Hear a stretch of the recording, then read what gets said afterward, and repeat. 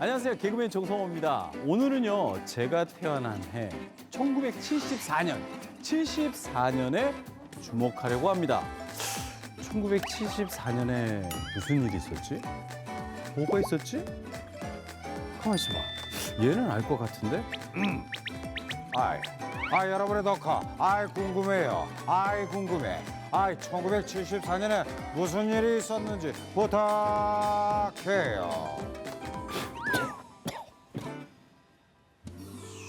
자, 시간을 거슬러 1974년으로 고고. 1974년엔 대한민국 최초의 도시철도 서울 지하철 1호선이 개통됐고 동양 최대 규모의 현대식 관문 인천항이 완공됐습니다. 또 TV 수상기가 전국에 150만 대 돌파했다는 사실, 그리고 정말 반가운 소식, 내 친구 EBS가 1974년 라디오로 학교 방송을 시작했습니다. 와, 동갑내기 친구. 1980년 TV 방송을 개국한 EBS는 과외금지법이 일부 해제된 1989년 공교육의 보완책으로 EBS TV 교육방송을 강화. 이후 위성방송으로 사교육비 경감에 앞장섰습니다.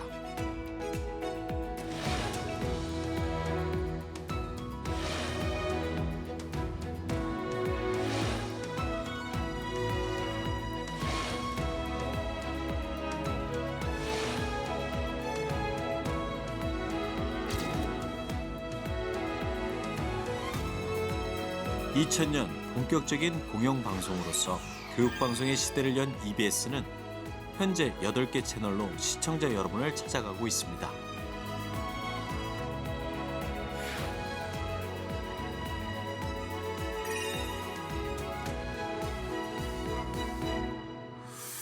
펭수, 다큐멘터리, 교육방송, 무료 인강. 교육하면은 생각나는 대표 콘텐츠인 것 같아요. 어떻게 이런 유익한 프로그램을 뽑아낼 수 있는 영원했으면 좋겠습니다. EBS 화이팅! 사랑합니다.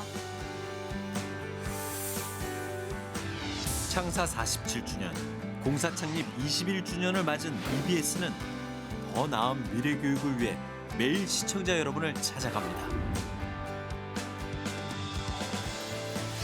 행복한 교육 세상을 꿈꾸는 EBS의 오늘, 여러분의 목소리를 들려주세요.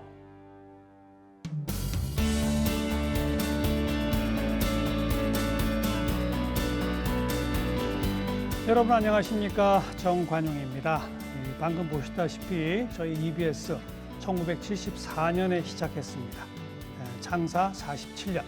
그리고 한국교육방송공사로 출발한 게 2000년이니까 공사 창립 21주년입니다. 그리고요, 전 세계에서 교육 전문 공영방송은 저희 EBS가 유일합니다. 그동안 대한민국 교육의 중심에서 유아, 어린이, 성인에 이르기까지 이 평생 교육의 동반자로 여러분과 함께 성장해 왔는데요. 함께해 주신 시청자 여러분께 깊은 감사의 말씀 드리고요. 특히 지난해 올해 이 코로나19가 장기화하면서 공교육이 상당히 좀 힘들죠.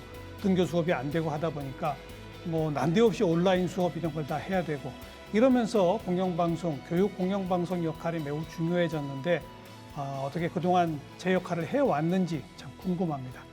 오늘 90분 동안 생방송으로 진행되는 창사 특집 생방송 EBS에 말한다.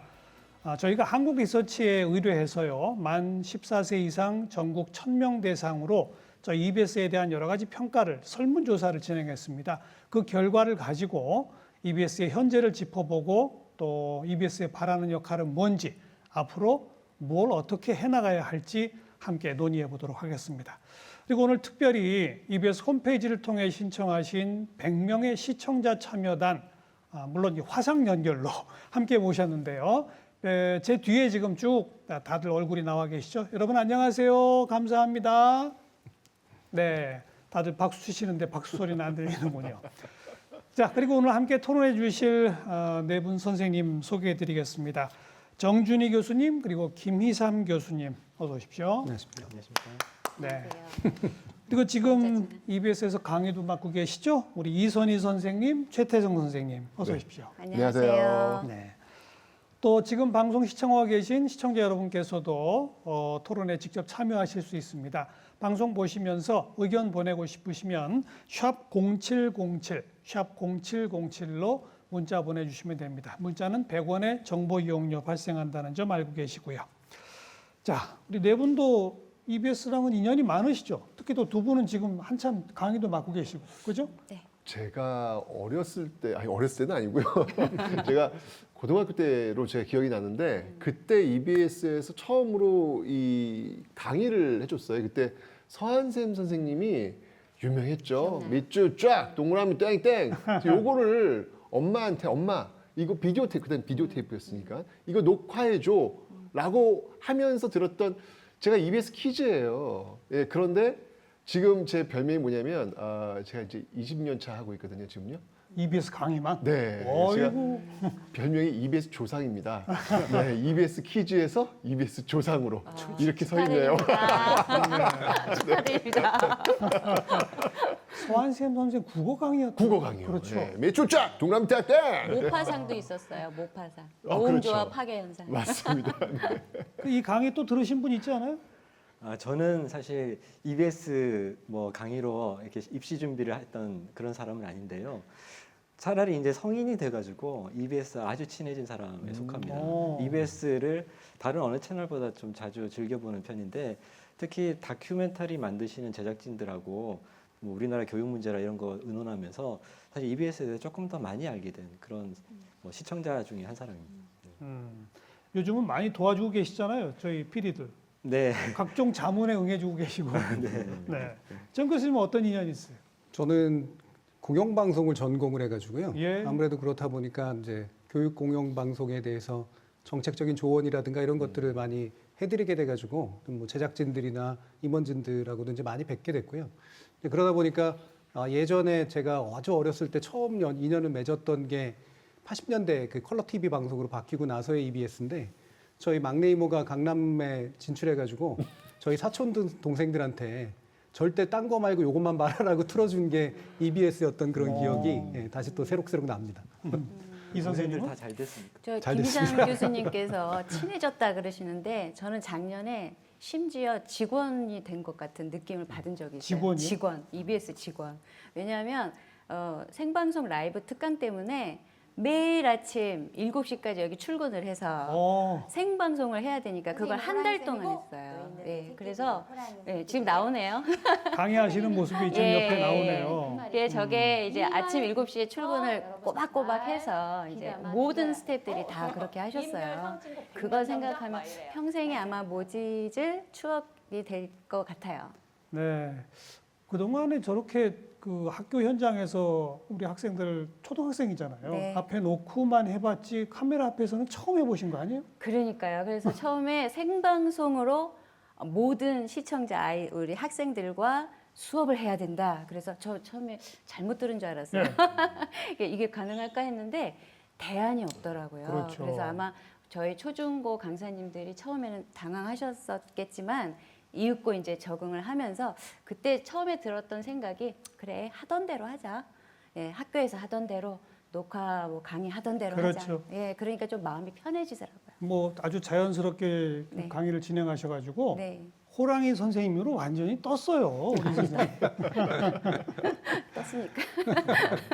아까 그 EBS 조상 20년 되셨다고? 네. 호랑이 담배 피던 시절에.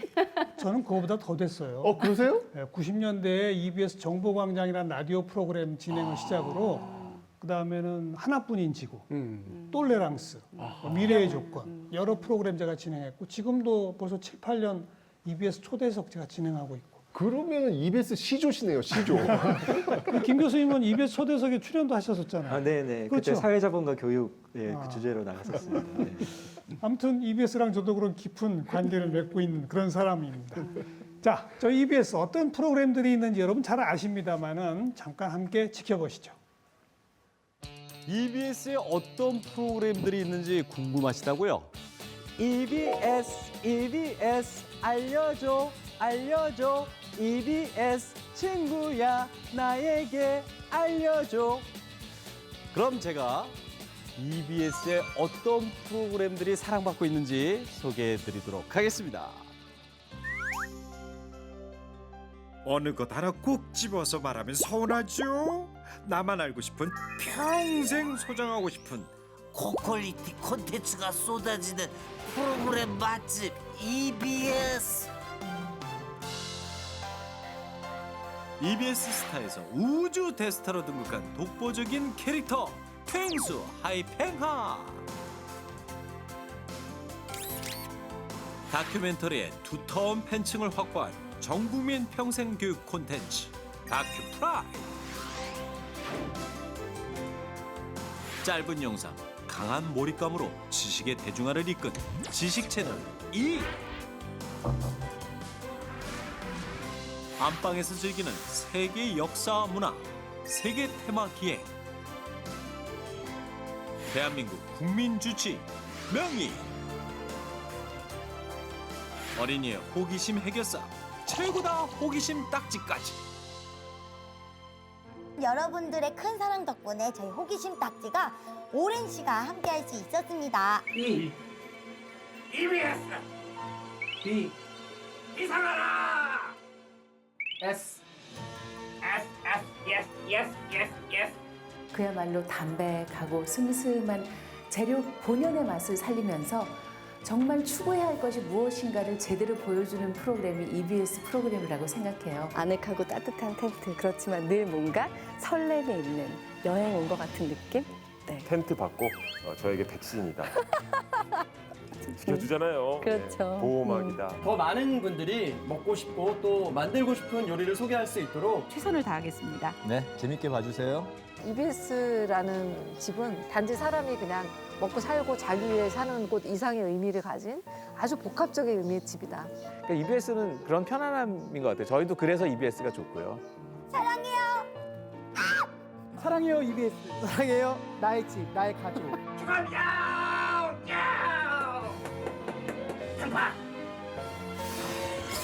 영유아부터 성인, 노년에 이르기까지 생애 주기와 함께하는 EBS.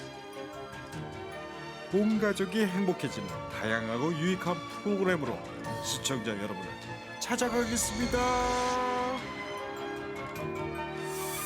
EBS 저도 많이 사랑하고 여러분과 함께 했는데요. 저는 준비되어 있습니다. 함께할 준비요. 불러주세요. 네, EBS의 주요 프로그램들 함께 좀 지켜봤는데요. 시청자 참여자 여러분 같이 인사도 좀 나눌 겸 한두 분 주로 어떤 프로 즐겨보시는지 말씀을 좀 들었으면 합니다. 첫 번째로 연결되신 분, 얼굴 나와 계시나요? 여보세요? 안녕하세요. 예, 안녕하세요. 먼저 자기소개 좀 해주시겠어요? 네, 저는 EBS 방송 시청자, 수원 사는 61세 김치분이라고 합니다. 환갑이세요? 그렇습니다. 근데 굉장히 젊어 보이시네요. 어느새 세월이 이렇게 흘렀네요. 어떤 프로를 즐겨보십니까? 요즘 아시다시피 이제 코로나 시대에 이제 살고 있잖아요. 그래서 저 자연을 굉장히 좋아합니다. 예. 세계 테마 기행하고 한국 기행을 주로 즐겨보고 있습니다. 원래는 여행을 가셔야 되는데 못 가시니까. 네, 여행도 많이 좋아하는데 아쉽습니다.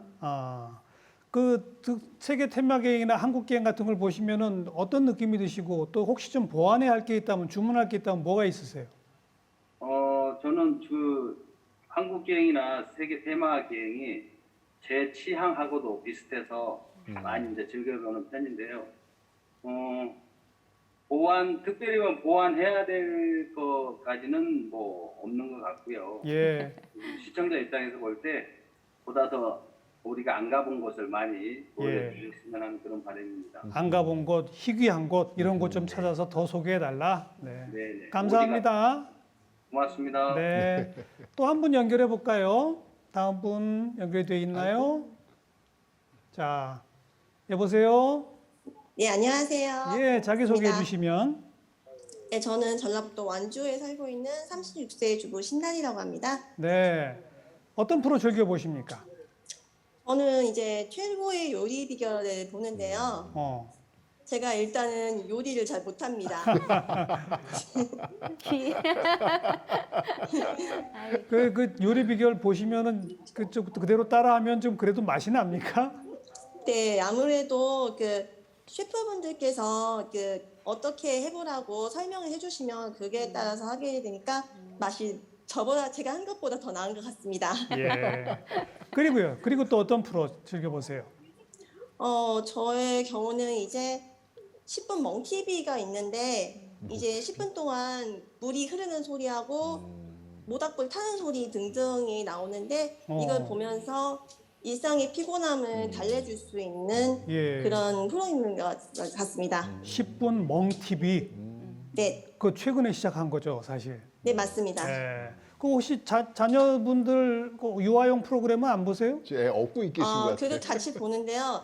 현재 보고 있는 프로그램은 모여라 딩동댕하고 우리 집 유치원을 보고 있습니다. 네. 아이들도 좋아하죠? 그 프로그램 틀어주면. 네, 많이 좋아하는데 특히 번개맨을 더 좋아합니다. 아이고, 감사합니다. 고맙습니다. 네, 감사합니다. 네. 김 교수님은 어떤 프로 즐겨보세요? 네, 저는 뭐 다큐멘터리 좋아하는데요. 네. 근데 아까 나왔던 그 프로그램들 사실 다 좋아하고 심지어 이제 아이들 프로그램 중에서 자이언트 팽TV는 꼭 챙겨서 봅니다. 근데 팽수? 아까 나오지 않은 프로그램 중에서는 극한 직업이라고요. 극한 직업. 그거 보고 있으면 밥벌이의 지겨움을 잊게 하고 밥벌이의 숭고함을 느끼게 하는 그런 프로그램이었습니다. 정 교수님 어떤? 저도 사실 극한 직업 굉장히 좋아하는 프로그램입니다. 저도요. 네, 이게 진짜 삶이 그러니까 결국 교육이라고 하는 거는 직업 세계로 연결이 되는 건데 그 직업을 먼저 이렇게 보여주는 의미가 굉장히 큰 것 같아요. 그래서 흔히 말해서 이렇게 굉장히 예뻐 보이는 그런 직업들 아닌 영역에서 우리 삶이 벌어지고 있다라고 하는 거 아주 잘 보여주고 있는 것 같습니다. 또 두 분은? 그런 그 극한 직업 이런 그 좋은 프로그램은 학교에서도 볼 수가 있어요. 예, 왜냐하면 진로 프로그램 중에 하나로 저희가 이렇게 보면은 극한 직업을 여기 붙어라 할 수 있을 것 같아요. 우리 애들이 똑같은 그 관심거리가 있으면 여기 붙어라 하거든요. 극한 직업 굉장히 재밌죠. 네, 극한 직업 재밌고 뭐 저 같은 경우에는 일단 제가 나오는 프로를 봐야 되니까 미래교육 플러스 일단 보고 있고요. 저는 그 수능 강의 있잖아요. 그냥 집에서 틀어놔요. 제 강의 아니어도 그냥 선생님들 강의를 제가 모니터링하는 건 아닌데 그냥 보면서 혹시 나도 저런 걸 배울 수 있겠구나, 저런 걸 할 수 있겠구나. 다른 분들은 어떻게 강의하는지 그렇죠. 이런 거 배우고 있습니다. 또 다큐 프라임 다들 즐겨 보시죠. 다큐 프라임 뭐. 예. 근데 왜 아무도 EBS 초대석은 얘기를 안 하세요? EBS 초대석 즐겨 보시는 분 없으세요? 아니 너무 자주 나오시니까. 네, 너무 많아요. 진짜 많아요. 네. 너무 다양하게. TV 채널이 이제 몇 개 안 되던 시절에는 사실 뭐 공영방송 뭐 지상파 몇 개 뭐 이거밖에 없었잖아요. 요즘은 볼 게 얼마나 많습니까? 또 사실 TV로 잘 안 봐요. 요즘 스마트폰이나 뭐 태블릿 뭐 이런 걸로 보고 그러는데 이런 다채널 그리고 다매체 시절에도 과연 교육 전문 공영방송이라는 게 있어야 되느냐? 또 SNS에도 온갖 교육 콘텐츠가 넘쳐나잖아요, 사실. 그렇죠. 궁금하시죠? 있어야 될까요? 저희가 이 설문조사한 결과 우선 같이 보죠. 교육 공영방송이 우리 사회에 필요하다고 보십니까? 이런 질문에 대해서. 네. 반드시 필요하다 46.6%, 필요하다 44.3%. 90%가 넘는 분들이 일단 필요하다고는 하셨네요. 정 교수님 어떻게 해석하세요? 제가 좀 냉정하게 말하면 많은 분들은 설문조사 때 사회적으로 바람직한 답을 하십니다. 그렇죠. 그래서 남들에게 보여주는 답을 하시는 경우가 되게 많아서요. 정말로 필요하다고 생각하는데 나는 안 보는 이런 경우들이 굉장히 많습니다. 그래서 정말로 필요하다고 생각해서 내가 보는 데까지 가기에는 아마도 EBS가 해야 될 역할이 더 많다고 보는데요. 가능성은 충분히 있다고 생각을 합니다. 그러니까 교육 공영방송 필요합니까? 그러면 사람들은 있으면 좋지. 그래서 그냥 좋다고 했다. 또 우리가 잘해서 그런 건 아니다. 그렇게 되려면 일단 재미가 있어야 되지 않을까요? 재미요? 예. 어떤 필요해서 보는 것과 그냥 찾아서 보는 그 차이는 재미와 호기심 충족인 것 같아요. 그래서 저는 EBS가 정말 착하고 쌀밥처럼 순수한 방송이긴 하지만 조금 더 그런 그 창의성이라든가 약간 삐딱함 이런 걸 조금 용인해 줄 수 있는 그런 시도도 좀 필요하다고 보고 거기에서 창의력과 또 호기심 충족이 좀 되지 않을까 예. 그런 생각을 해봤어요. 근데 그게 어렵죠. 교육 공부하는 거는 아무래도 좀 딱딱하고 그렇잖아요. 그걸 재밌게 노력을 하죠. 마구 조 선생님 어때요? 저는 뭐 그래도 교육 방송은 교육 방송다워야 된다는 생각이 드는데 앞에서 어느 분이 그런 얘기를 하셨어요. EBS 교육 방송은 백신이다라는 표현을 쓰셨는데 그런 것 같아요. 그러니까 평상시에는 잘 못 느끼죠. 그런데 어떤 면역책이나 이런 것들이 망가지는 순간 그제서야 빛을 발하는 게 저는 교육 방송이 아닐까라는 그런 생각이 들었습니다. 네. 아무튼 교육 방송의 필요성에 대해서는 설문조사 결과 압도적으로 필요하다고는 하셨는데 정 교수님 지적대로 그게 우리가 잘해서인 건 아니다. 그럼 그동안 우리가 잘해왔나요? 한번 우선 평가해 보세요, 김 교수님. 네, 우선 EBS가 저는 이제 교육 공영 방송으로서 정체성은 명확했다고 생각합니다. 예, 일단 예. 그래서 책무성이라는 것이 분명하기 때문에 그래서 그 역할을 했던 것은 사실이고요. 그렇기 때문에 한계도 있었지만 왜냐하면 사교육 시장이 워낙 커지고 하다 보니까 아무래도 역할 자체가 조금 축소된 부분도 있기는 있죠. 그런데 그동안 사실 사회가 변하는 과정 속에서 또 많이 생긴 것이 우리 격차가 커졌거든요. 그렇죠. 양극화. 그래서 지역 간의 계층 간에 사실 교육 서비스의 격차가 많이 커졌는데 그런 부분에 있어서 이 방송이라는 특징이 공공재로서 사실 접근이 매우 용이하지 않습니까? 어느 지역이나 어느 계층이나. 그래서 그런 면에서 저는 교육 공영방송의 역할은 충실하게 해왔다라고 평가를 해줄 수 있을 것 같습니다. 정 교수님은요? 뭐 전 전공자 입장에서 상당히 긍정적으로 평가를 합니다. 왜냐하면 EBS는 공영방송이 가져야 될 가장 전통적인 모형에 가깝고요. 그런 면에서 보면 가장 전통적으로 자신의 역할을 해온 거죠. 근데 이제 그것이 미래를 보장해 주느냐라는 문제는 또 다른 문제이기 때문에 지금까지의 좋은 평가가 미래의 좋은 평가의 기반이 될 거다 또는 가능성을 줄 거다는 아직은 좀 물음표가 좀 남아 있다고 봅니다. 근데 확실한 거 하나는 예. 일단 지금까지 학습 공백을 예방하기 위한 방지하기 위한 역할은 충실하게 하고 있지 않나 싶어요. 학교 공문이 이제 왔는데 교육부에서 온 공문이에요. 예. 근데 제목이 학습 공백 방지를 위한 라이브 수업 협조 관련 요청이었어요. 그런 걸 보면 그 교육부에서 그런 공문을 내보낼 수 있는 그 근거가 EBS였다는 것. 그거 하나만으로도 작년과 같은 그런 위기 상황에서 그렇습니다. 예, 기반이 마련되어 있었기 때문에 그게 가능했거든요. 그동안 노력해 왔기 때문에 그 노력이 없었다면 과연 작년에 그와 같은 그 방어를 할 수 있었을까 의문이 들죠. 예. 네. 지금 말씀하신 것처럼 저희가 설문조사 해봤더니 같은 결론이 나왔어요. EBS가 교육 공영방송으로서 해야 할 사회적 역할이 여러 영역이 있잖아요. 각 영역에 대해서 어느 정도 하고 있다고 보시느냐 여쭤봤더니 그래도 1등이 나온 게 재난시 학교 교육 보완입니다. 이게 이제 지난해 올해 코로나 사태 등교 수업 못하게 될 때 그래도 EBS가 있어서 그나마 학생들 공부가 됐다는 거죠. 뭐 그 외에 교육 격차 해소, 공교육 보완 등등이 있는데 사교육비 절감이 61.8%. 뭐 사교육비 절감에는 아직 그렇게 높은 점수를 받지는 못하네요. 그리고 전체적으로 60점부터 70점 정도 사이거든요. 그럼 대학 학점으로 치면 사실 A, B 학점이 아니란 말이에요. 그죠? 어떻게 보세요? 저런 국민적 평가에 대해서. 저 정도만 해도 저는 잘 나온 수치라고 일단은 생각을 하고요. 왜냐하면 사람들이 EBS에 대해서 기본적으로 호의적인 태도를 갖고 있기 때문에 그래서 당장 가장 중요한 역할을 하고 있는 부분들에 대해서는 저 정도면 상당히 높은 수준의 평가를 하고 있다 이렇게 이제 보는데요. 근데 대신 저는 이 안에서 보면 이제 그 설문에 어떤 한계가 있을 것 같은데 교육 공영 방송이지만 교육만으로 한정되지는 않잖아요. 교육의 다양한 영역들이 있는데 우리가 좀 공교육이라든가 또는 이제 보완하는 사교육에 대한 어떤 보완제로서의 어떤 측면들에 좀 너무 좀 좁게 정의해가지고 물어본 측면도 좀 있는 것 같아요. 그거보다 좀 더 넓게 이야기를 했다면 또 다른 종류의 답도 나올 수 있었을 것 같습니다. 다른 분들은요?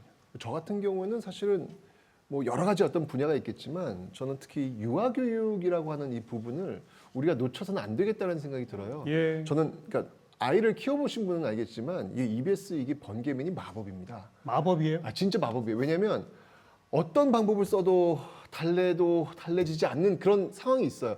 근데 그때 번개맨을 딱 틀어주면 이건 마법이 벌어지는 거예요. 아이가 그냥 딱 응시하면 보는 거예요. 실제 아이가 그랬어요? 진짜로요. 저는 그 시간이 제일 행복한 시간이었어요.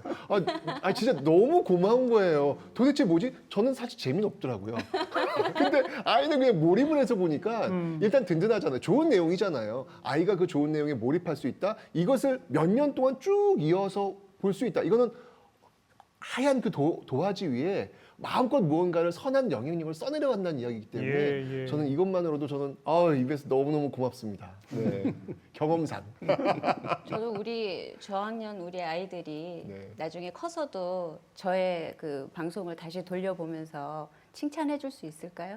저는 그걸 목표로 해서 만들고 있어요. 몇 년 후에라도 어른이 되어서도 보았을 때 저때 저랬지? 라고 이렇게 웃음 지을 수 있는 그런 방송을 만들고 싶어요. 전 사회적 평가에 대해서 어떻게 보세요, 김 교수님? 네, 저는 아까 이제 정준희 교수님 말씀하셨지만 그 우리나라 아마 그 방송을 대상으로 해서 국민들이 설문조사를 했을 때 그렇게 지금 호의적인 평가가 나올까라는 생각을 하고 있습니다. 70점이면 아주 호의적인 거로 봐도 된다? 네, 타 방송에 비하면? 네, 저는 그렇게 생각하고요. 왜냐하면 지금 특히 또 젊은 세대 같은 경우에는 공중파 방송을 잘 소비하지 않습니다. 맞아요. 네네. 우리나라 뭐 이건 좀 저널리즘하고 연관된 거긴 합니다만 전 세계 한 40개국 정도로 이제 비교를 하잖아요. 예. 그러면 전반적으로 저널리즘이나 언론에 대한 평가는 지극히 낮은 수준에 속하는 게 우리나라고요. 굉장히 박합니다. 그거보다 이제 약간 낮게 나오는, 좀 더 높게 나오는 것이 이제 팁텔레비전이라든가 미디어의 역량 같은 건데 그 부분도 사실은 우리가 좀 박한 편이에요. 우리나라 사람들이. 굉장히 좀 까칠한 그런 측면들이 있어서요. 근데 그런 기준으로 비교해 보면은 EBS에 대해서 어쨌든 이 정도의 평가가 나온다라고 하는 건 상당히 후하다 이렇게 판단합니다. 정 교수님 지적해 주신 그 대목이 제가 보니까 정치 사회적 갈등이 훨씬 증폭되고 논란이 워낙 극심하잖아요. 그런 소재와 주제 자체를 EBS는 거의 안 다루거든요. 그 부분이죠. 예. 어쩌면 바로 그런 게 교육 공영 방송으로서 국민적 신뢰를 얻는데 그게 긍정적으로 기여하는 것 같아요. 자기 스스로 우리가 해야 할 영역에서 여기서부터 여기까지는 차단한다. 뭐 이런 걸 좀 하고 있는 그런 거 보시죠? 네, 사실 사람들이 뭐 유튜브나 이런 걸 통해 가지고 본인이 취향에 맞고 본인 의견과 맞는 그런 콘텐츠들만 본인이 골라보지 않아도 인공지능이 자동 추천 알고리즘으로 계속 그런 것만 보게 만들거든요. 그렇게 보면 원래 본인이 갖고 있었던 생각이 더 강해지고 확증 편향이 어떻게 보면 그 국론의 분열이라든지 그렇죠. 또 이렇게 좀 그 약간은 진영 결집이라고 할까요? 이런 형태로 나타나서 사회 통합에는 매우 좋지 않은데 사실은 그런 것들은 다른 방송에서도 또 언론에서도 뭐 신문에서도 많이 볼 수가 있습니다. 그래서 우리는 그런 걸 보면서도 일종의 피로감을 느끼는 거죠. 그런데 이제 EBS를 제가 즐겨 보는 이유는 EBS를 딱 틀게 되면은 약간 힐링이 되는 느낌이 들어요. 그 복잡하고 시끄러운 얘기들로부터 좀 떠나서. 네네. 예.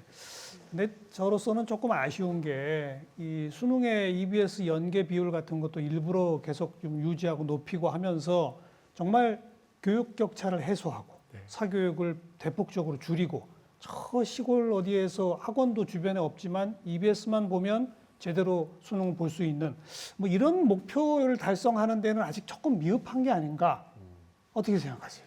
근데 실제 지금 말씀하신 대로 역사 과목 담당 선생님으로 실제로 말씀하신 대로 저는 사실 그 댓글을 지금 받았어요. 사실 우리가 이게 지금 어떻게 보면 서울, 수도권 뭐 요 지역에 있으니까 살짝 놓치는 면이 있는데 여기만 살짝 벗어나도요.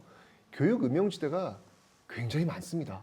이 지역에 살고 있는 아이들의 시선을 우리가 가끔 놓칠 때가 있어요. 근데 그 학생들이 이렇게 댓글들을 이렇게 보면 저한테 그런 댓글이 올라온 거예요. 솔직히 말씀드리면 선생님 저도 사교육 인강 듣고 싶습니다. 그런데 저희 부모님이 그거를 해주실 수 있는 형편이 되질 않아요.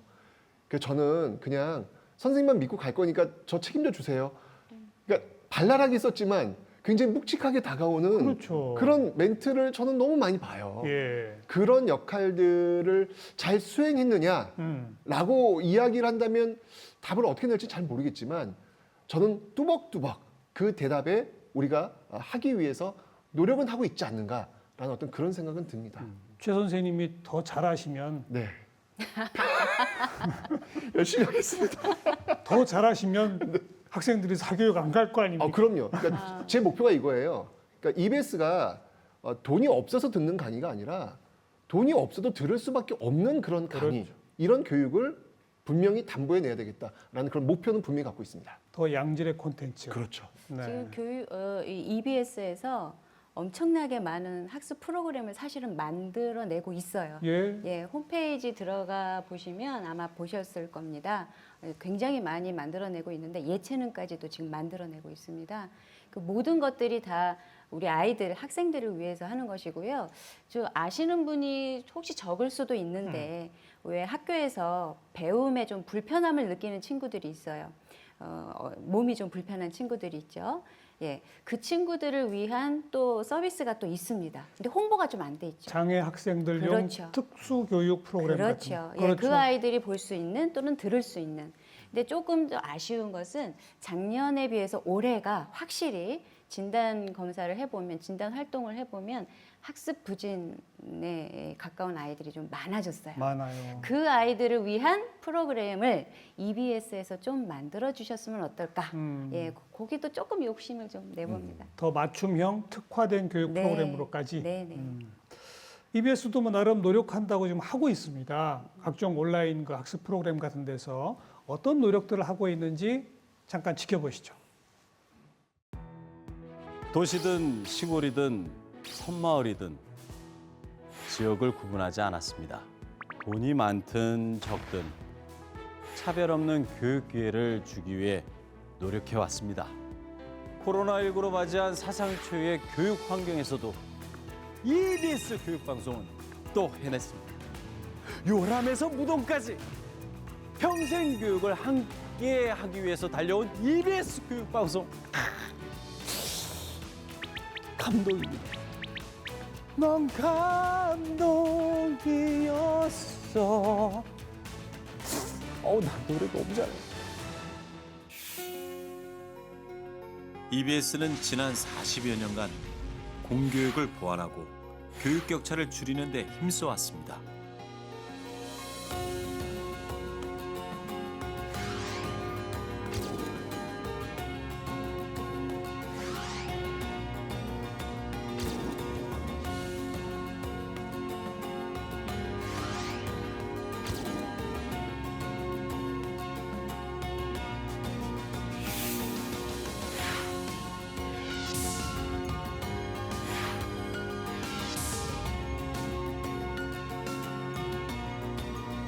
(2020년) 코로나19 팬데믹으로 멈춰버린 학교의 빈자리를 EBS는 원격 수업 플랫폼으로 채웠습니다.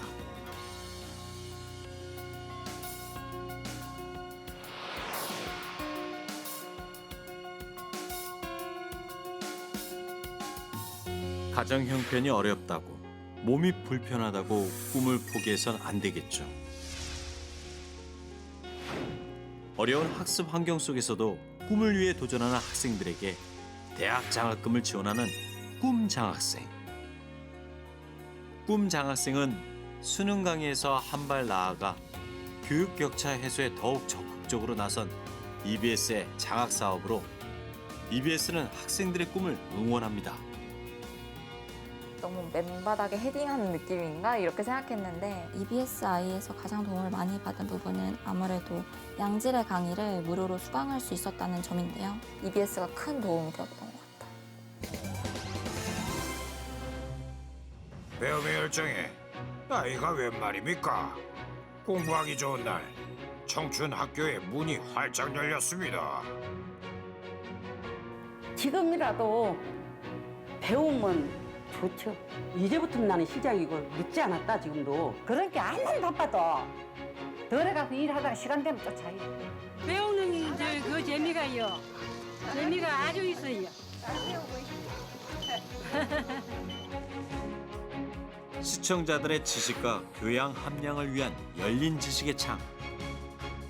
EBS는 누구나 언제 어디서나 마음껏 공부할 수 있는 교육 환경을 위해 노력하고 있습니다. 네, 그동안 EBS의 노력을 크게 이제 두 영역, 그러니까 양질의 콘텐츠를 무료로라는 그 온라인 교육, 또 하나는 이제 평생 교육, 두 영역에서 좀 살짝 보여드린 셈인데요. 특히 코로나 전국 그 상황에서 아까도 계속 언급이 나왔습니다마는 온라인 수업이 공교육의 부족함을 메우는데 결정적 역할을 했다. 직접 그걸 경험하신 우리 시청자 참여단의 목소리부터 한번 듣도록 하겠습니다. 자녀들 온라인 수업을 좀 시켜보신 분 누구 한 분 말씀 좀 해주시겠어요? 연결돼 있습니까? 네, 연결됐군요. 여보세요. 자기소개 좀 해주시고요. 네, 안녕하세요. 저는 서울에서 두 아이를 키우고 있는 40세 이보라입니다. 네, 몇 학년이에요? 작년엔 기준으로 2학년과 4살이었어요. 온라인 수업 어땠습니까?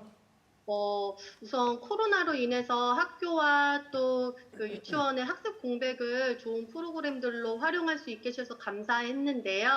그런데 저희 집에 이제 취학아동과 미취학아동이 같이 있고 또 TV는 한 대인 저희 집에서는 동시간대 방송되는 아침 프로그램을 같이 시청할 수가 없었어요. 그래서 결국은 큰아이의 프로그램을 시청하게 됐는데 둘째 아이가 엄청 서운했었거든요. 그래서 방송 시간이 겹치지 않고 온 가족이 함께 시청할 수 있도록 잘 편성해 주셨으면 좋겠습니다. 그러니까 초등학교 2학년용 수업 프로그램하고 네네. 유아 프로그램이 채널 1, 2에서 동시에 나갔군요. 네, 맞아요. 근데 TV는 한 대시고. 네. 그 참 죄송합니다. 아무튼 편성도 좀 다양하게 해야 되겠고. 하나는 TV로 보시고 하나는 뭐 컴퓨터로 보시고 이럴 수도 없었어요? 아이들이 어쨌든 큰 걸로 보고 싶어 해서 그렇군요. 힘들어해서요. 그렇군요. 네. 어른 세대 같으면은 뭐 다양한 그 루트를 통해서 태블릿으로도 보고 하는데 어린애들은 누구든 자기 걸 큰 걸로 보고 싶어 한다. 네. EBS 편성 담당자한테 꼭 얘기를 하겠습니다. 고맙습니다. 예.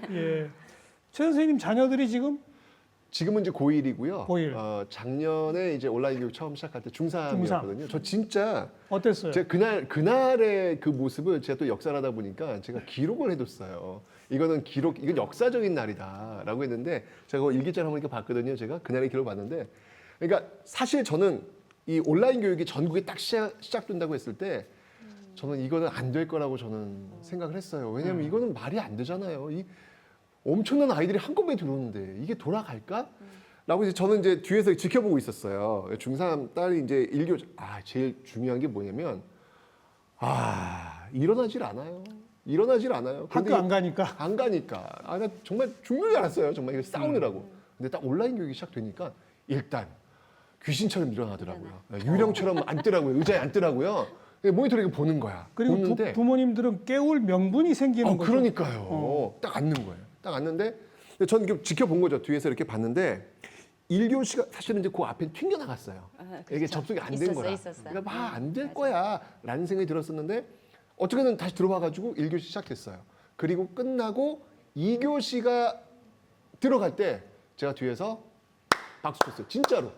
야, 대한민국 대단하다. 이걸 해내네. 되는구나. 그 장면을 제가 이게 일기장에 써놨더라고요. 예, 정말 역사적인 어떤 순간이 아니었는가. 미래 교육이 순식간에 우리한테 다가온 순간이 아니었는가라는 생각이 들었습니다. 그러니까 선생님은 학부모셨잖아요. 예.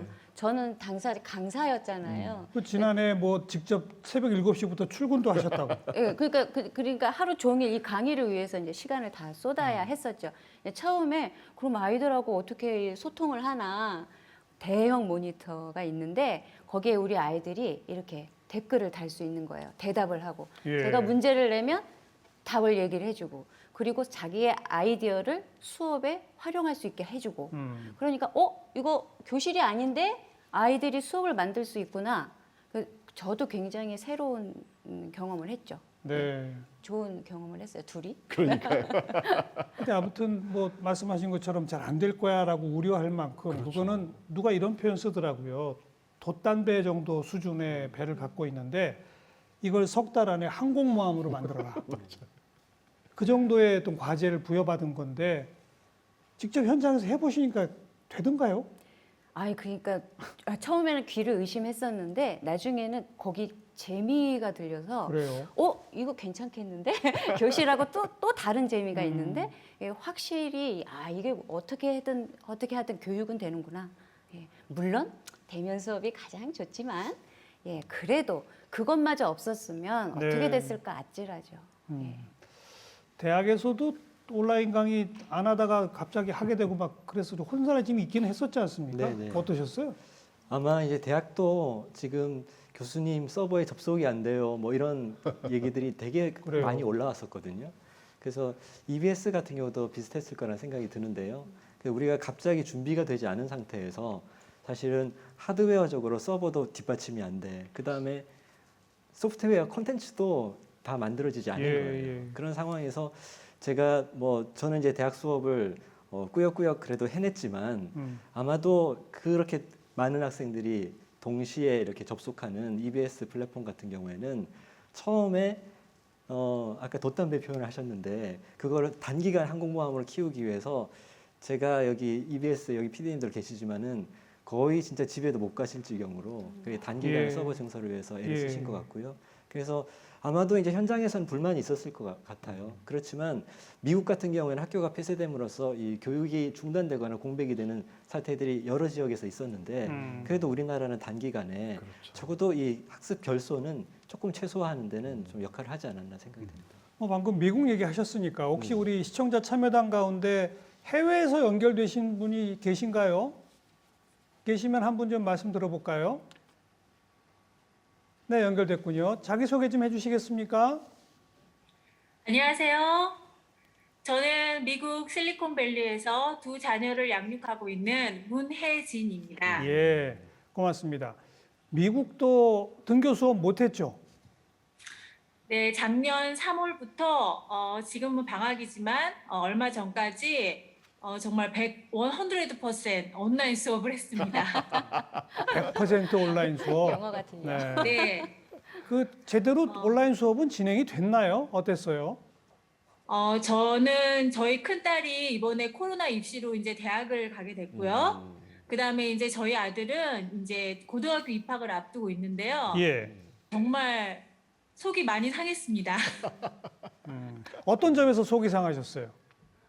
이제 미국에서는 11학년, 12학년이 한국으로 하면 고3인데요. 저희 딸이 갑작스럽게 그런 팬데믹 상태에서 입시를 준비해야 되는 상황이었고요. 그다음에 이제 저희 아들은 중2, 중3을 또 이렇게 온라인 수업을 하면서 한참 사춘기 때 아이가 조금 힘들어하는 모습들을 봤을 때 안타까웠습니다. 학교에서 온라인 수업은 그 과목마다 그래도 충실히 다 제공이 됐나요? 솔직히 처음에는 선생님들조차도 많이 당황스러워했고 많이 힘들어하시는 모습들을 지켜볼 수가 있었는데요. 특히 좀 선생님들 중에서도 좀 나이가 드신 선생님들이 계시잖아요. 그렇죠. 그런 분들은 갑작스럽게 이렇게 달라진 이런 플랫폼 같은 걸로 솔직히 저한테도 힘들다고 그렇게 말씀하시는 선생님들도 계셨어요. 그렇지만 첫 학기 때는 힘들었지만 두 번째 학기부터는 이제 모든 게 다 정착되고 잘 대비하는 모습을 지켜볼 수 있었습니다. 우리나라도 각 학교마다 이제 그 처음 온라인 수업을 하다 보니까 혼란이 좀 있었긴 했었습니다. 그건 비슷한데 그러면 우리나라처럼 그런 걸 보완해주는 EBS와 같이 교육 공영 방송으로서 온라인 수업을 보완해주는 그런 시스템이 미국에는 없죠? 저는 찾아보기가 힘들었습니다. 그냥 학교마다 학교가 제공하는 온라인 수업 그거밖에 없었던 거죠? 그렇죠. 거기에 의존할 수밖에 없었습니다. 네. 그런 면에서는 그래서 저는 이제 EBS에서 제가 필요한 것들을 그때부터 찾아보기 시작했어요. 그러셨군요. 네. 하여튼 그런 점에서는 우리가 미국보다 좀 앞서가고 있는 것 같네요.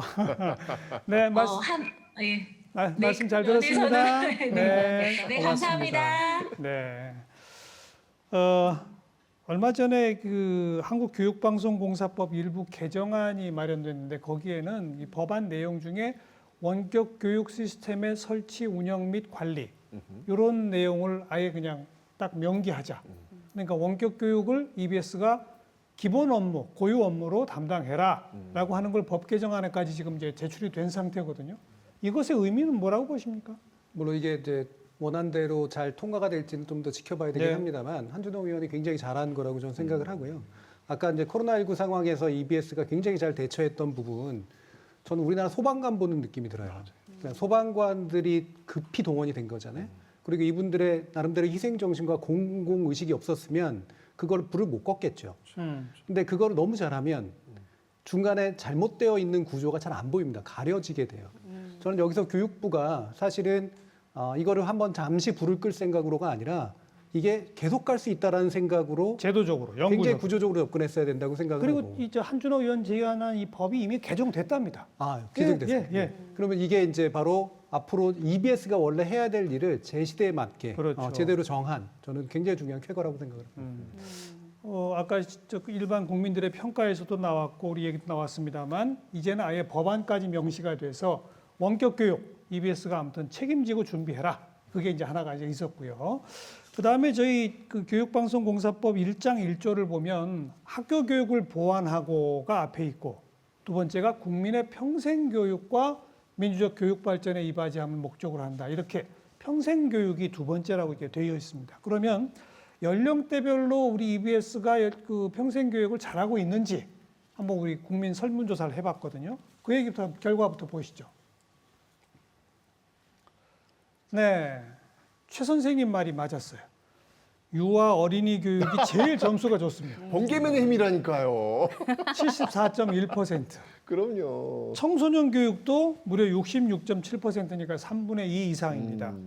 그런데 2030, 4050 실버 세대 갈수록 이게 낮아지네요. 그러네요. 떨어지네. 또 특히 뭐 다문화, 장애인, 탈북자 이런 소수계층 쪽은 더 낮아요.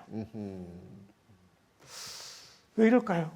그러니까 저는 사실은 EBS 이렇게 참 좋아는 하는데 좀 바람이 있다면 예. 좀 어떻게 보면 쓴소리가 될 수도 있겠는데 이게 지금 평생교육이라고 하는 게 분명히 목표에 나와 있잖아요. 근데 그 부분을 잘하고 있는가에 대해서 좀 고개를 좀 갸우뚱하게 돼요. 그러니까 EBS 보면 여러 채널이 있어요. 여러 채널이 있는데 대부분 이제 뭐 영어 채널, 수학 채널, 뭐 다양한 주제별 채널로 좀 나눠지는 듯한 느낌이 드는데 저는 좀 바라는 게 있다면 좀 세대별 채널이 좀 있어야 되지 않을까. 그래야 평생 교육을 목표로 하는 데 있어가지고 그 안에다가 적확한 프로그램을 넣을 수 있고 또 그 세대가 쉽게 접근할 수 있고 이런 것들이 이루어지는데 이런 것들은 좀 약하지 않나라는 생각이 좀 전 듭니다. 세대별 채널이 없다? 네네네. 보통 20, 30대가 제가 볼 때는 20, 30대 그 사람들이 볼 수 있는 채널이 조금 약한 것 같아요. 그리고 그들은 원래 자기가 좋아하는 걸 골라서 자기가 좋아하는 시간에 보고 싶어 해요. 근데 그런 점에서 보면은 EBS가 약간 예, 좀 노력해야 될 점이 그 점이라고 생각하고요. 근데 아까 국민 설문조사 보면 2030뿐 아니라 4050 실버 세대는 더 낮아요, 평가가. 네, 그러니까. 이건 어떻게 해석해야 될까요? 네, 사실 그게 저는 매우 뼈아픈 지점이라는 생각이 드는데요.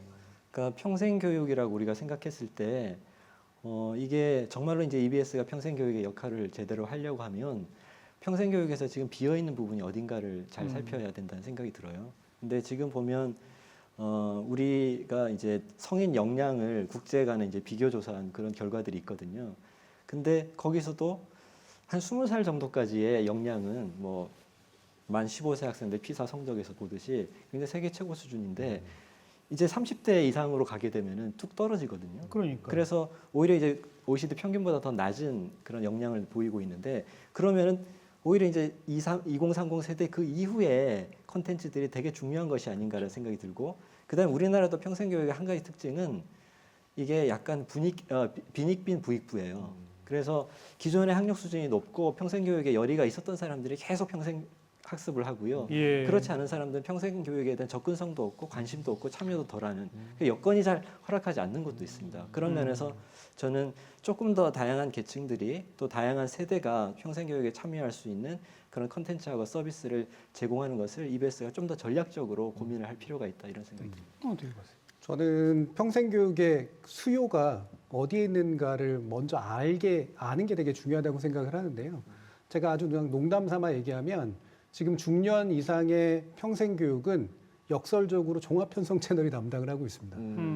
나는 자연인이 되고 싶으니까 자연인 보여주고 이러는 거잖아요. 그리고 건강이 궁금하니까 건강 문제 건드려주고요. 일반 교양 프로그램들이 그렇죠. 그걸 담당한다. 근데 저는 이게 약간 왜곡된 교육 방식이라고 보거든요. 그러니까 왜곡된 욕망을 왜곡되게 받은 방식이다.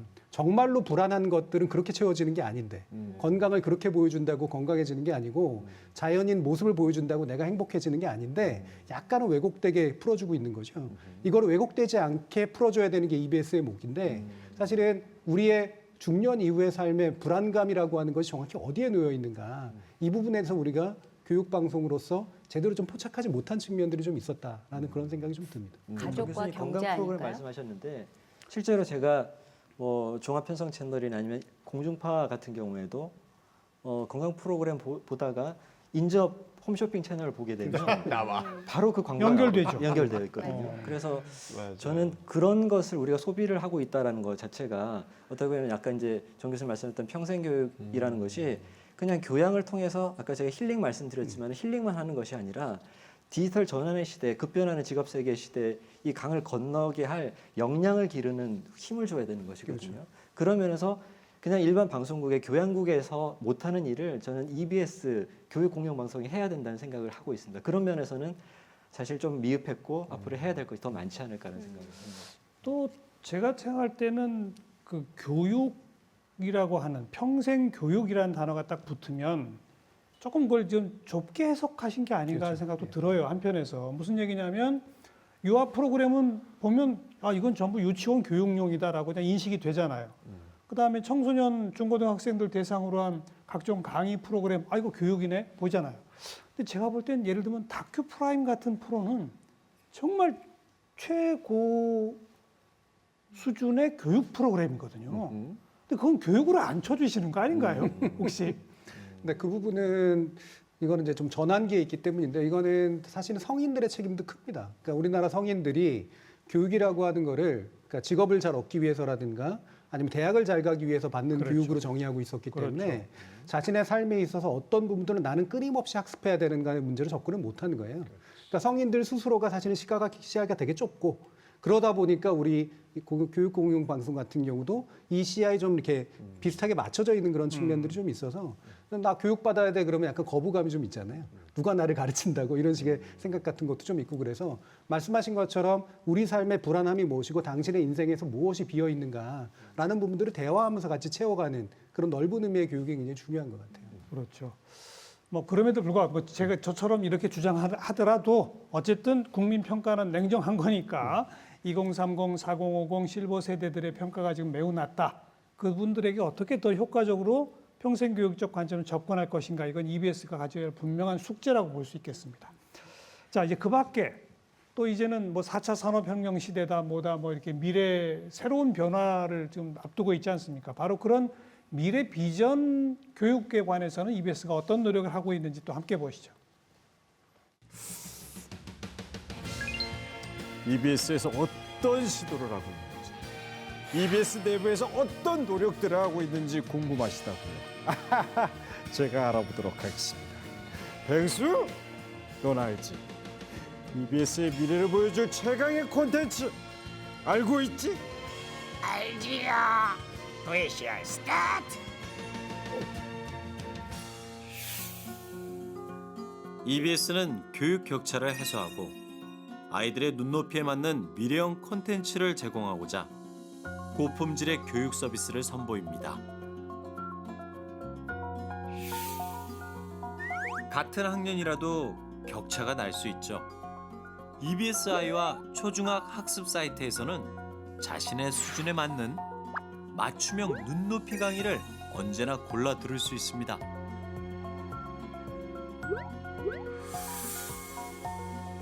이거 알려드릴게요. 내 수준이 어떤지 궁금할 때는요.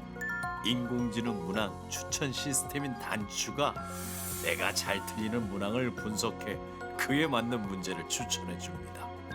그것도 무료로요. Unbelievable. 우리 아이들의 미래 교육을 위해 팽수도 적극 동참했습니다. 팽수가 전국 초등학생의 영어 선생님이 된 건데요. 바로 인공지능을 기반으로 한 영어 말하기 연습 시스템 AI 팽톡. 재미있게 공부하면서 영어 실력은 쑥쑥. AI 팽톡은 세계 최초로 개발된 공교육 AI 외국어 시스템입니다.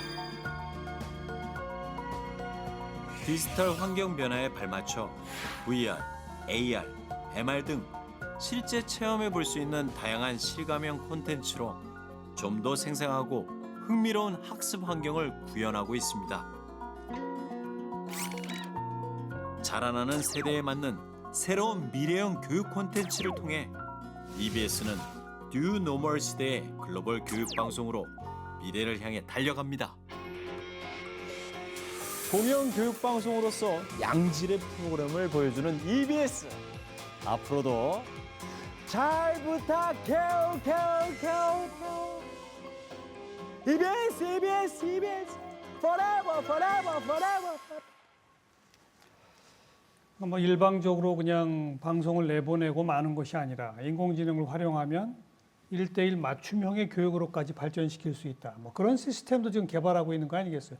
우리 김 교수님이 이 프로젝트에 참여하셨죠? 네, 제가 AI 팽톡 아까 화면에 나왔던 예. 그 프로젝트의 성과 분석에 참여를 했었는데요. 이제 그게 상당히 효과가 좋았던 것으로 결과가 나와가지고 저도 굉장히 고무적이었습니다. 특히 이제 영어라는 것이 어떤 환경이나 사교육의 영향을 또 가장 많이 받는 과목이거든요. 특히 이제 우리 공교육에서 잘 안 되는 것이 이렇게 영어로 말하는 거, 영어 울렁증 같은 것들 많이 갖고 있죠. 그래서 이거를 초등학교에 적용을 해봤더니 원어민 교사 경험이 적었던 아이들, 그리고 환경이 별로 좋지 않은 아이들에게서도 영어에 대한 자신감뿐만 아니라 그 실제 영어 진단 평가 점수도 높아졌어요. 예. 네, 그래서 그런 부분에 있어서는 그 포용적인 혁신 교육이라고 할까, 그것을 그러니까 팽수가 이제 원어민의 목소리로 이렇게 아이들하고 자유롭게 대화를 나눌 수 있는, 이제 우리 기술이 여기까지 그렇죠. 왔거든요. 그리고 이것을 큰 의미를 갖는 것은 이제 전국 학교에 무료로 보급을 할 겁니다. 무료로? 네, 무료로. 그래서 이 역할을 이제 EBS가 주도적으로 내고 있다라는 것도 어떻게 보면 미래 교육에 있어서 좀 천병 역할을 또 하는 것을 한번 보여준 사례가 아닌가라는 생각이 듭니다. 그 이름이 뭐 뭐예요? 팽톡이요. 팽톡. 네, 그 프로그램 네. 학교에 소개되어 있거든요. 아, 일선 초등학교에? 그렇죠. 근데 교수님이 그걸 개발하신지는 잘 몰랐어요. 개발 안 하고 성과 분석. 아, 성과 분석. 아, 예, 그랬군요. 거기에 일을 하신지는 정말 몰랐는데 좀 친근하게 느껴지는 것 같습니다. 네, 감사합니다. 근데 학교 그 보급돼서 학생들 반응이 어때요? 또 지금 선생님 그게 평가하시기는 어때요? 완전히 보급되었다기보다 그걸 이제 선생님들이 함께 같이 연수하고 이제 보급하기 위해서 노력하는 단계. 아직은 이렇게 저변은 아직 안 돼 있습니다. 저변 확대는. 근데 시작이라고 봐야죠. 앞으로. 네. 네. 그 선생님이 한번 이렇게 직접 해보니까 잘 만들었던가요? 저는 분야가 좀 다릅니다. 저는 해봤습니다. 저는 실제로 이제 제 그 스마트폰에 이렇게 깔아가지고 이렇게 해봤는데 이거는 조금 그 위에 버전도 나오면 좋겠다. 중학생용, 고등학생용, 예. 대학 성인용까지 그런 생각이 들었어요. 우리 한국인들이 사실 원어민하고 이야기하는데 울렁증 같은 것들이 있고 또 내성적인 사람들은 잘 말을 못 되거든요. 근데 이거는 기계하고 인공지능하고 하는 거니까 훨씬 더 부담 없이 이렇게 할 수 있는 거죠.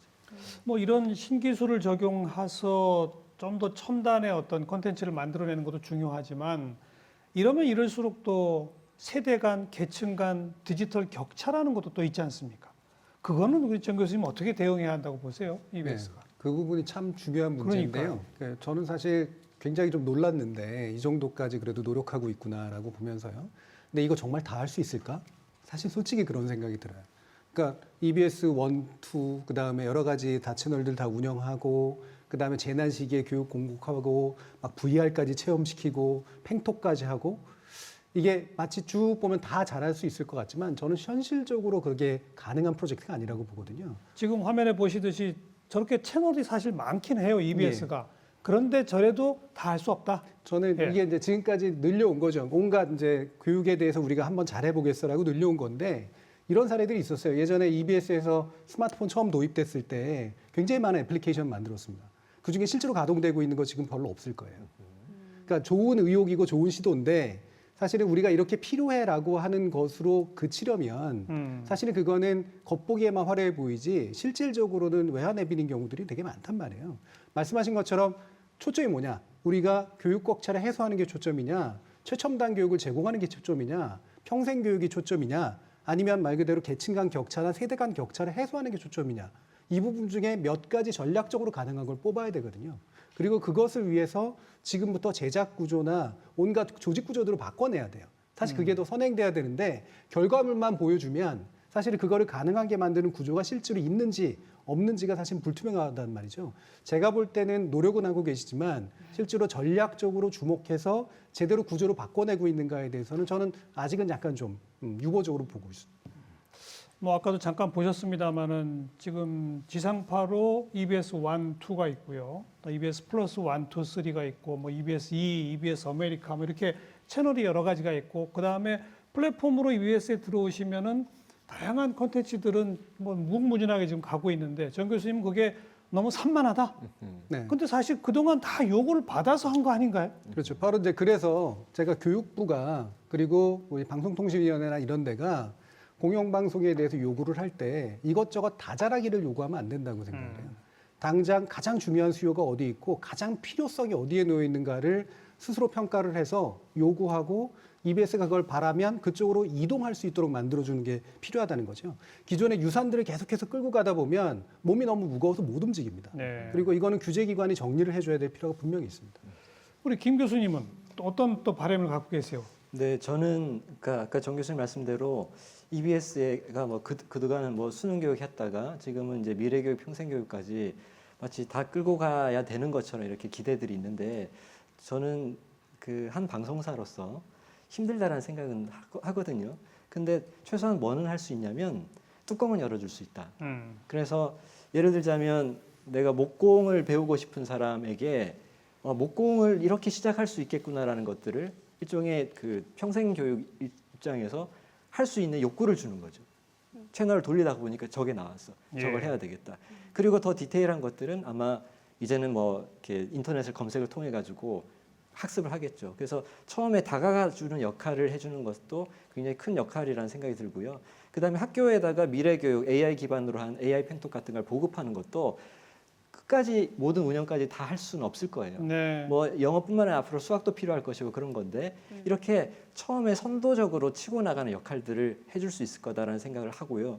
그다음에 방송이라는 것은 채널이 여러 개 있지만은 아무래도 이제 시간 제약이 있기 때문에 방송으로 방송되는 것은 방송되고 만들어놓은 다른 온라인 교육 콘텐츠들은 플랫폼을 통해 가지고 인터넷을 통해서 접속할 수 있도록 그렇죠. 하는 그런 방식도 가능하다는 생각이 듭니다. 유통 경로는 다양화시켜야 네. 된다 그 얘기고 뭐 수능 교육 그리고 평생 교육, 미래 교육 이 세 영역 큰 영역 중에 하나를 왕창 없앨 수는 없어요. 그러니까 말씀하신 대로 먼저 포문을 여는 어떤 EBS만의 고유 역할에 대한 특화 전략을 세워라 그 말씀입니다.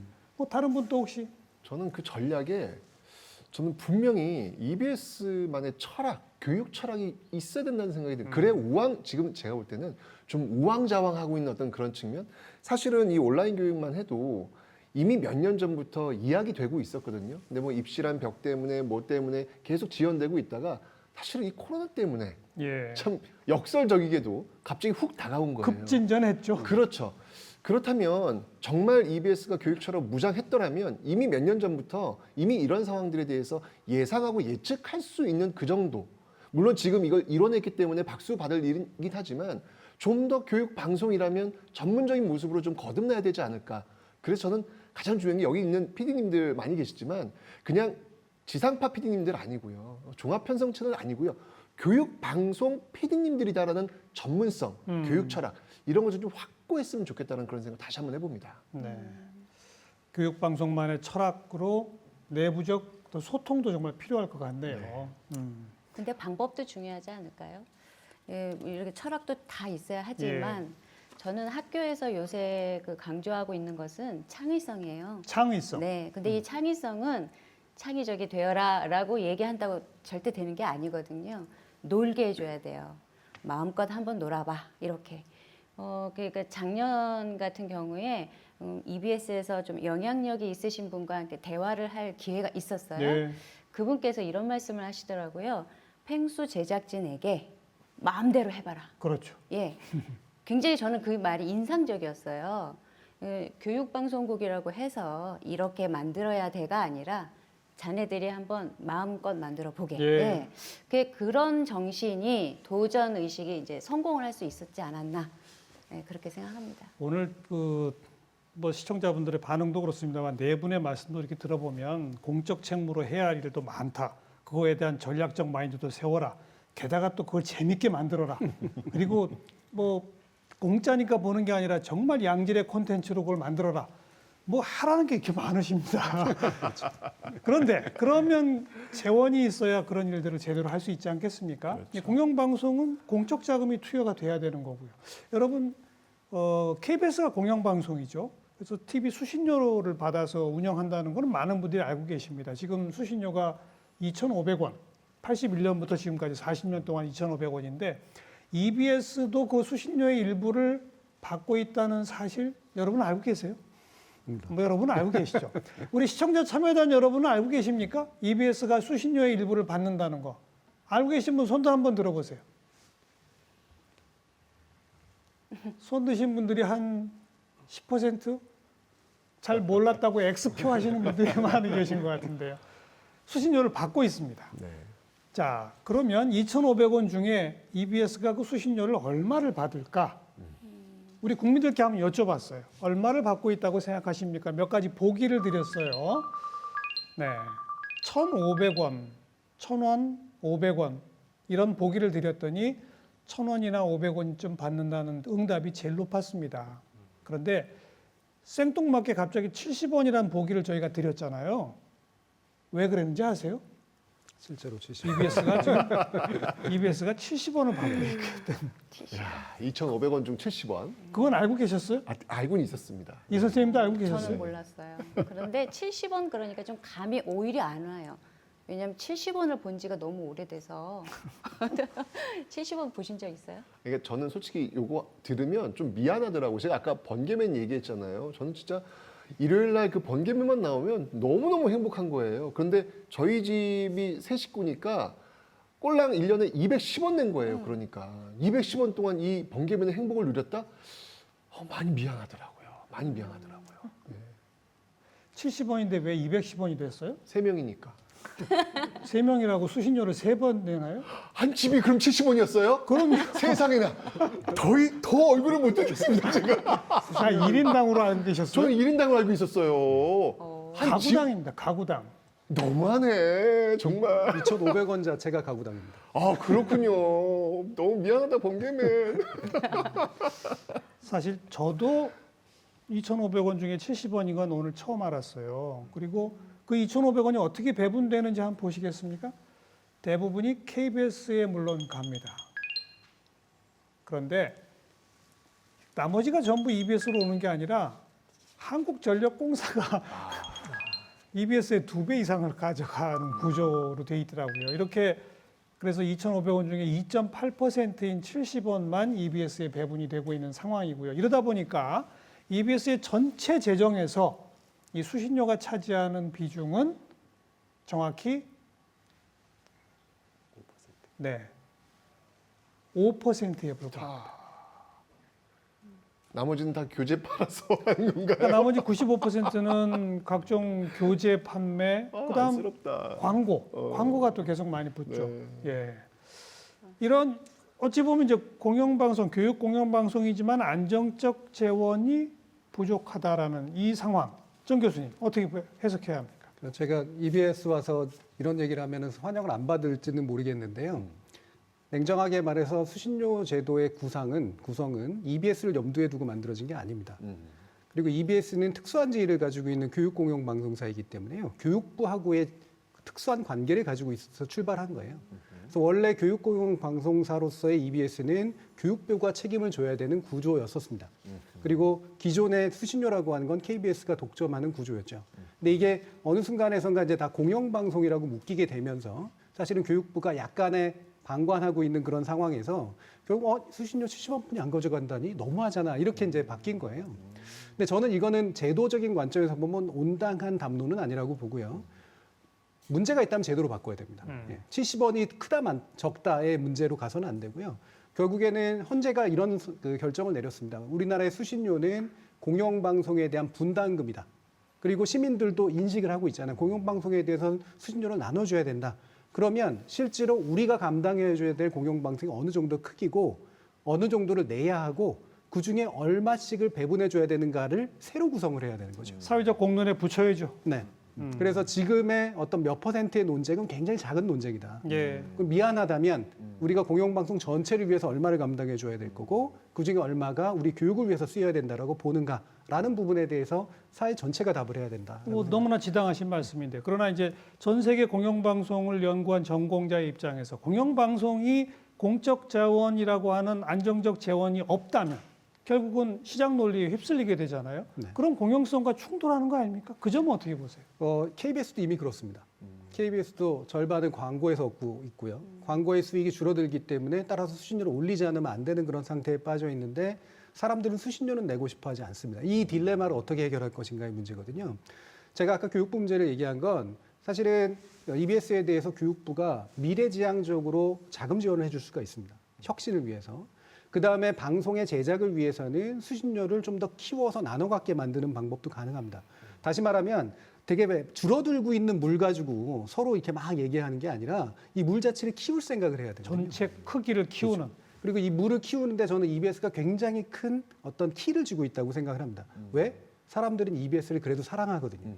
KBS보다 어떤 면에서 보면. 왜냐하면 정치적 논란에는 훨씬 더 덜 휘말리고 있고 그렇죠. 훨씬 더 바람직하게 보이기 때문입니다. 그래서 EBS는 비록 굳이 말하면 작은 아들이지만 또는 작은 딸이지만 근데 이거를 자기 스스로가 이제 나서서 우리 가족을 내가 한번 책임져 볼게. 그리고 우리가 모형을 한번 만들어 볼게. 라고 외로 역동적으로 얘기해 주면 아마 많은 공영방송에 대해서 나도 같이 분담해 줘야겠어. 라고 생각하는 사람들이 늘어날 거예요. 그러지 않으면 공영방송이나 공영방송 자체가 줄어들게 돼 있거든요.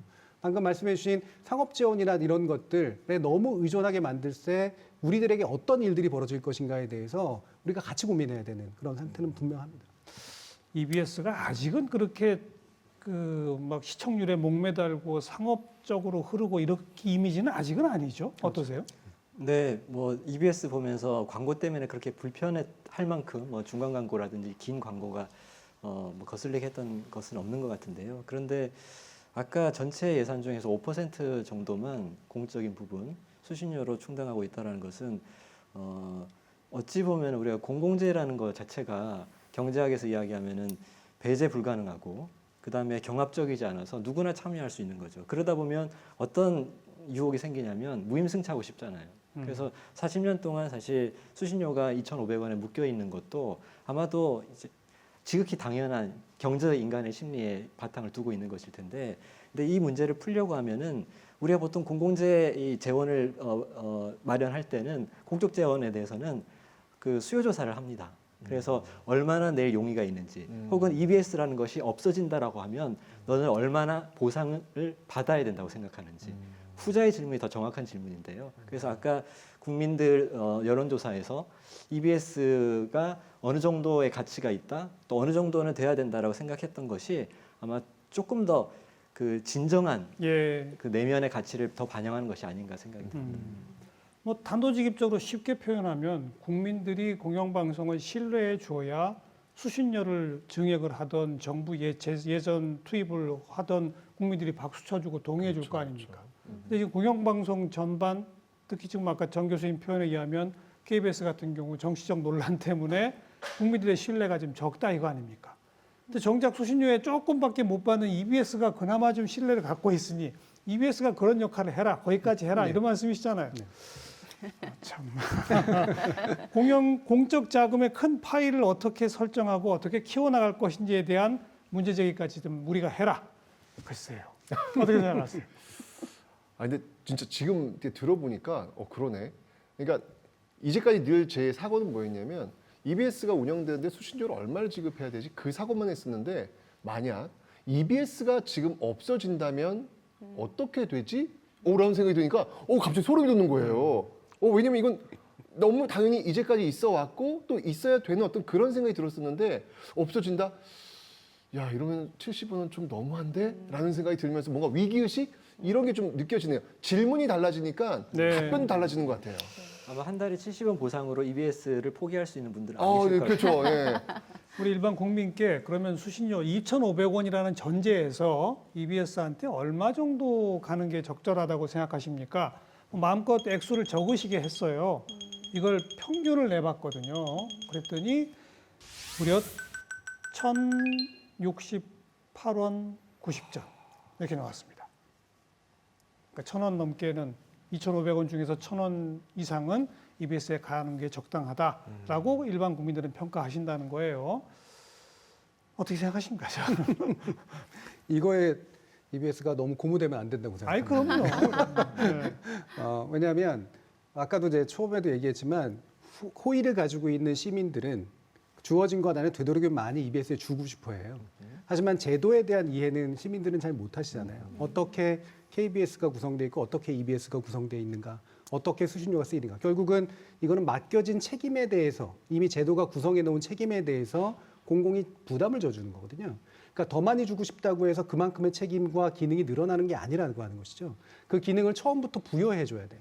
그러면 지금 EBS가 해야 될 일이나 또는 시민들이 해주셔야 될 일들은 교육공영방송으로서 EBS가 이런 게 정말 필수적이니까 이거를 잘하도록 정부는 얘기해달라.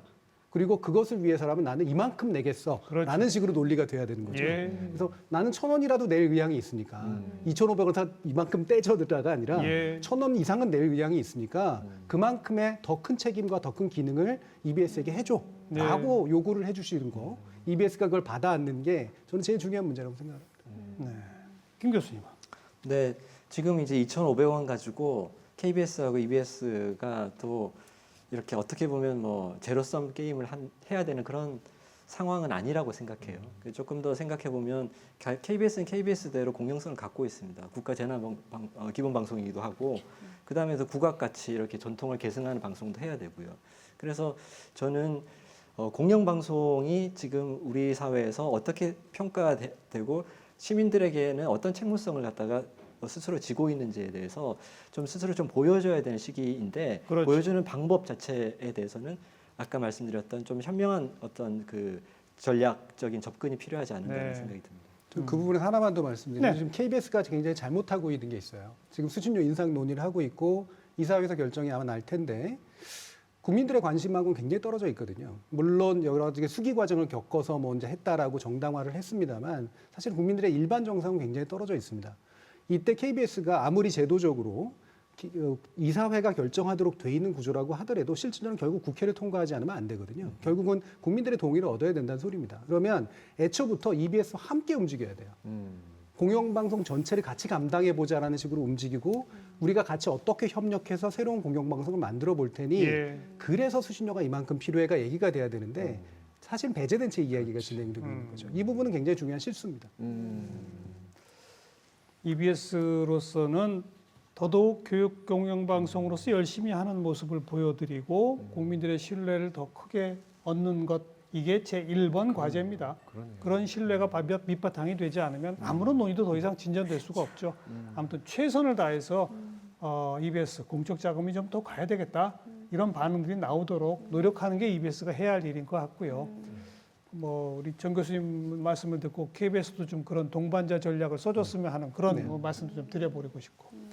자, 이제 우리 토론 마무리 좀 해야 할 시간인데 EBS에서 또 EBS의 미래로 무엇을 더 기대하고 계신지 또 여러분들은 EBS에 뭘 주문하실지 마무리 토론 좀 이어갑니다.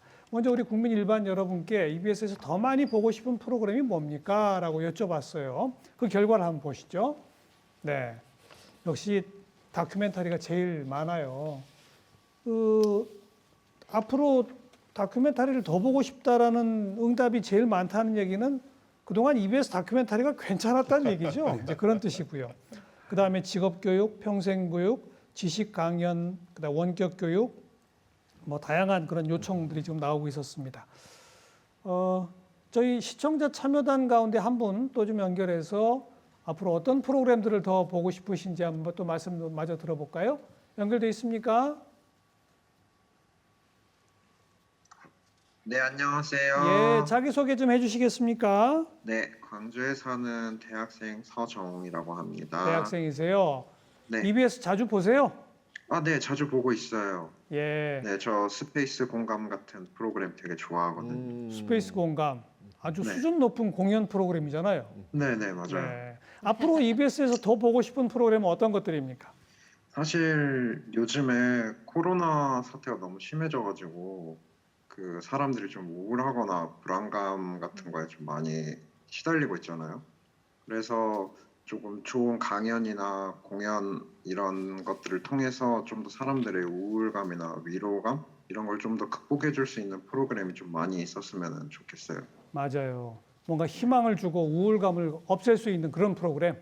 네. 네. 그런 프로그램이 있으면 20대, 30대나 40대, 50대 그냥 연령별을 다 통틀어서 그걸 넘어서 조금 더 공감할 수 있는 채널이 될 수 있다고 생각해요. 알겠습니다. 고맙습니다. 말씀 잘 들었어요. 네, 감사합니다. 아까 2030, 4050 평생교육 그쪽에 좀 점수가 낮은 것까지 기억을 하시고 말씀을 주시네요. 네 분께서는 뭐 마무리 발언 삼아서 EBS 앞으로 뭘 좀 더 해라 이런 주문의 말씀. 우리 최 교수 선생님. 저는 항상 공영방송에 늘 부탁드리고 싶은 게 있어요. 저는 공영방송을 보면 그 나라의 격을 느낄 수 있다라는 생각이 들거든요. 예를 들면 저는 역사 쪽이니까 BBC가 세계사가 있습니다. NHK도 세계사가 있습니다. 그런데 이 세계사는 뭐냐면 영국인들 관점에서 본 세계사고요. 일본인들 관점에서 본 세계사예요. 저는 이게 바로 그 나라의 국격이라는 생각이 드는 것이죠. 근데 우리는 아직 없어요. 예. 그러니까 저는 이 공영방송이라면 이제는 우리 시선에서 세계사를 좀 볼 수 있는 그런 안목을 한번 좀 만들 때가 되지 않았을까. 이제 우리도 그 정도의 그 자격은 되지 않았나 알겠습니다. 라는 생각이 들면서 이거 만들면 저는 10,000원 내겠습니다. 이 선생님. 예, 저는 뭐 여러 가지 말이 다 입속에 있었는데요. 그거 다 그냥 없애고 저기 뒤에 계신 시청자분께서 고마워 EBS 짱이라고 쓰셨네요.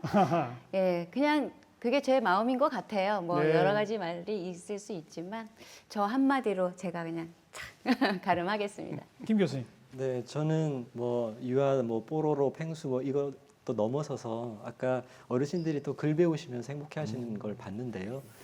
어떻게 보면 이 방송이라는 매체가 지금 변화하는 미디어 환경에서도 또 갖고 있는 세대 통합적인 특성이 있는 것 같습니다. 그리고 지금은 온라인이고 디지털 컨텐츠화 할 수 있는 것이기 때문에 그래서 EBS가 앞으로 개인 각자에게 나의 평생 교육 파트너, 그래서 이 변화의 협곡을 건너갈 수 있도록 만드는 좀 다리가 됐으면 좋겠다. 그래서 Educational Bridge to Success 이게 EBS였으면 좋겠다는 생각입니다. 네, 정 교수님.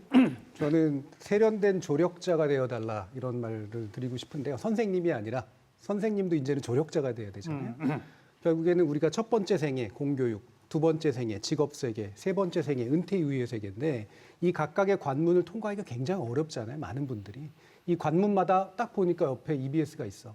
그리고 같이 손잡고 통과했어. 라는 느낌을 줄 수 있는 그런 것이 저는 평생 교육을 하더라도 굉장히 중요한 목표가 돼야 되지 않을까 싶습니다. 일방적으로 가르치는 선생님이 아니라 함께 간다. 네, 손잡고 넘어가주는. 그때마다. 알겠습니다. 네. 자, 특히 코로나19 겪으면서 참 학교 개학이 연기되는 그런 초유의 사태를 우리가 겪었죠. 하지만 뭐 누구나 할 것 없이 발벗고 나서준 우리 전국에 계신 선생님들 또 학부모님들 그리고 학생들 그리고 전국의 시청자 여러분이 보내주신 뜨거운 성원과 함께 우리가 어느 정도 위기를 극복해낼 수 있지 않았습니까? 그러면서 EBS가 제 역할을 조금은 하고 있구나 그래도 이런 평가를 좀 받게 된 것 같은데 앞으로도 시청자 여러분과 함께하면서 보다 충실하게 교육 공영방송의 책무를 다하는 그런 방송이 되도록 하겠습니다. 창사 특집 생방송 EBS에 말한다. 이제 마무리 지을 시간이군요. 네 분 늦은 밤 시간까지 좋은 말씀 잘 들었습니다. 고맙습니다. 그리고 우리 시청자 참여단 100분 여러분 고맙습니다. 크게 박수 한번 같이 칠까요? 네. 함께해 주신 시청자 여러분 감사합니다. 여기서 마치죠. 고맙습니다. 부모 정서에 도움이 되는 육아를 하면서 정서적으로 도움될 수 있는 프로그램이 많아졌으면 좋겠습니다. 안심하고 맡길 수 있는 그런 이미지잖아요. 그래가지고 그 방향을 잃지 말고 가셨으면 좋겠어요. 너무 강의 잘 듣고 있어서 지금처럼 양질의 강의 많이 찍어주시면 좋을 것 같아요. 만화를 더 많이 해주시면 좋겠어요. 저도 많이. 저도 많아요.